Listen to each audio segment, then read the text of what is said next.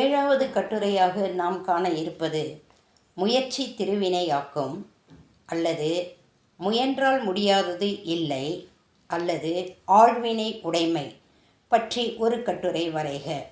இந்த 3 டாப்பிக்கில் எது வேணாலும் கேட்கலாம்.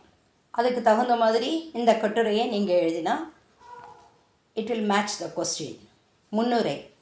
மரங்களின் பின்னே ஜோஸ் பேச்சுகள் என்ற 2 யூடியூப் அலைவரிசைகளை உற்று நோக்கினால் சாதாரண நிலையில் இருந்த விளிம்பு மனிதரும் உன்னத நிலைக்கு மாறியுள்ளதை உணரலாம்.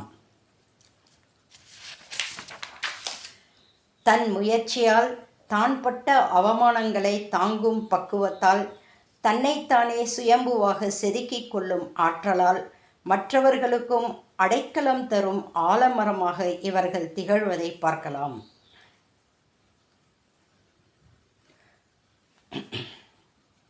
கானகத்தை வேட்டையாடி கல்லில் வெறும் காலோடு நடந்த மனிதன் இன்று விண்ணில் கோலோச்சுவதற்கு இந்த முயற்சிதான் முதல் மைல்கல்.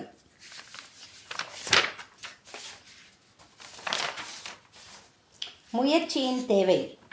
முயற்சி என்ற வலைப்பின்னலில் கருமமே கண்ணாயினார் என்று இவர்கள் இருப்பதால்தான் புது புது வழிகளையும் யுக்திகளையும் இவர்களால் கண்டுபிடிக்க முடிகிறது. இந்த விடாமுயற்சியால் தான் விதியையும் வென்று சாதனை படைக்கிறார்கள். ஊழையும் உப்பக்கம் காண்பர் உழைவின்றி தானாற்றுபவர் என்கிறார் திருவள்ளுவர்.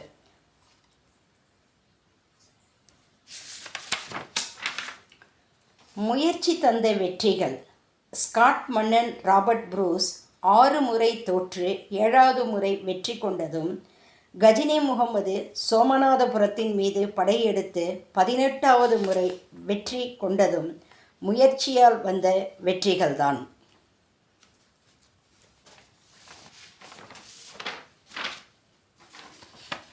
முயற்சியால் முத்திரை பதித்தல்.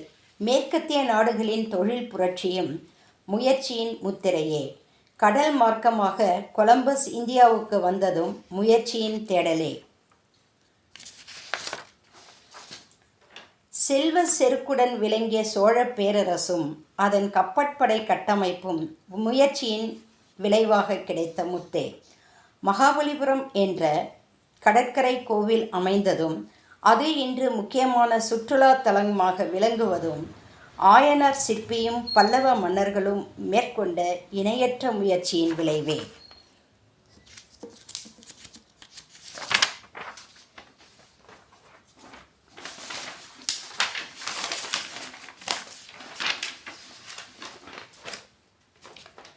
முடிவுரை.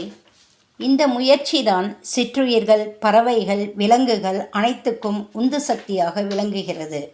இந்த முயற்சியை நாமும் நம் வாழ்வின் தாரக மந்திரமாக கொள்வோமாக. வெள்ளத்தனையது மலர் நீட்டம், மாந்தர்த்தம் உள்ளத்தனையது உயர்வு. எண்ணங்களால் முயற்சியை வார்த்தெடுத்து, செயல்கள் அந்த முயற்சியை வில்லாக வளைத்து, வெற்றிக்கனியை அனைவரிடம் பகிர்வோமாக. முயற்சியால் நம் நாட்டை முன்னேற்றுவோமாக. நன்றி.